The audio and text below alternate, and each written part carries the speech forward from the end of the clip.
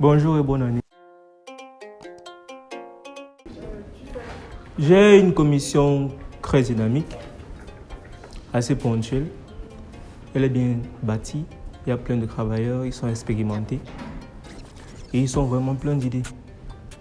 Maintenant, par rapport au projet, je vous rappelle que la commission maquette ne sert qu'à mettre sur pied les différentes idées et les concepts déjà préétablis par les autres commissions. Donc, je peux nous qualifier de très importante parce que en présentant un projet, celui à qui vous parlez, même si vous utilisez les mots les plus simples, s'il ne voit pas ça à quoi il a affaire, il sera perdu. Raison de notre commission. Vous expliquez tous les procédés techniques qu'on a usés pour la réalisation, on va nous prendre toute une journée. C'est pour ça que je vais m'attarder sur les détails. Je peux juste vous dire qu'on a utilisé beaucoup de fils, beaucoup de bambou, des brindilles de bois, de la terre et on a beaucoup joué avec de la boue. Maintenant, tous ces matériaux cités devraient être liés de manière à ce qu'on ait une ossature assez solide. L'ossature, elle, est constituée essentiellement de bambou et de brindilles de bois qui sont rattachés avec de la colle et du fil. Maintenant, la terre et la boue, plus tard, viendront les recouvrir et feront office de mur pour la bâtisse. Maintenant, question dépenses par chance. La maquette ne nous a pas trop coûté, juste une somme suffisante pour avoir des paires de ciseaux, un peu de colle, quelques bobines de fil.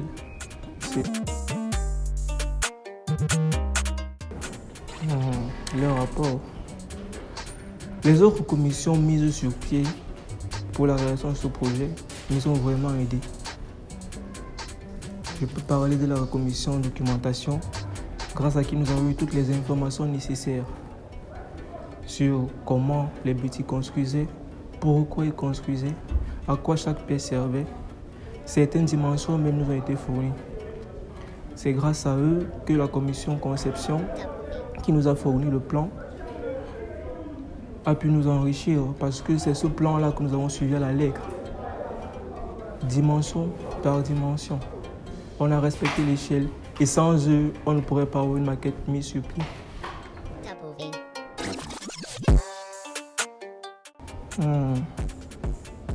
Je vais pas vous mentir, ce projet m'a beaucoup apporté, tant sur le plan professionnel que social. Grâce à ce projet, j'ai découvert plusieurs aspects cachés de ma propre culture. Je vous rappelle que la culture béti, c'est la mienne. J'ai beaucoup appris. J'ai eu le nom de plusieurs bois camerounais que je ne connaissais jamais jusqu'à présent. Plusieurs techniques de construction aussi. Ce qui me rend certains jeux plus faciles. Parce que je me vois déjà plus tard construire une maison assez moderne avec quelques brindilles de design petits, donc c'est très utile. Maintenant, sur le plan social, j'ai appris à travailler avec les gens, écouter mes collègues, leurs conseils, les mettre en pratique. Travailler, c'est vraiment un plaisir, que ce soit de jour ou de nuit. Toutes les idées, quand ils se chamaillent un peu, quand ils sont en retard, on s'énerve. Tout ça, vraiment, c'est vraiment bénéfique pour moi. Oh là là, on a traversé monts et marais. On aurait dit qu'on drague une femme. C'était tellement difficile de travailler à une échelle de 1,25 avec du fil, une grosse bobine qu'on doit balancer par-ci, par-là entre les bambous, les brindilles, jouer avec la boue, se salir les chemises. J'ai changé 3 chemises en un jour. Oh là là. C'était franchement difficile. Et le bambou qui blesse et les collègues qui balancent de la musique pour nous divertir un peu. Et la force qui finit et la famine.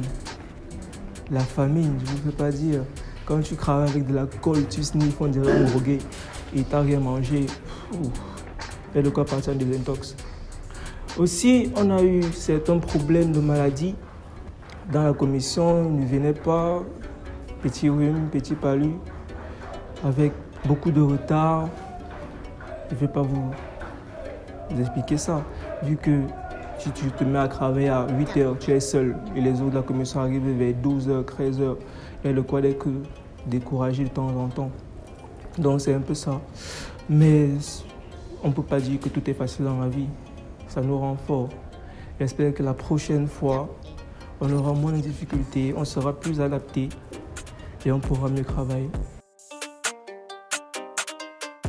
Si je dois remercier quelqu'un pour ce projet, je vais d'abord remercier le Seigneur. Parce que grâce à lui, on était debout chaque matin, on venait travailler. Grâce à lui, même quand on rentrait sans inspiration, le lendemain on revenait mieux aguerri, mieux préparé. Grâce à lui, tout le monde avait les bras pour travailler. Ensuite, je peux remercier celui qui nous a tous réunis, M. Okemigris. Il a eu une brillante idée, faire travailler plusieurs étudiants ensemble, apprendre ensemble, éviter l'individualisme. Il y a de quoi être fier de lui. Après, je remercierai tous les autres membres du projet qui étaient vraiment dynamiques, toujours présents, malgré le réseau et les embouteillages. Il n'y a pas de quoi.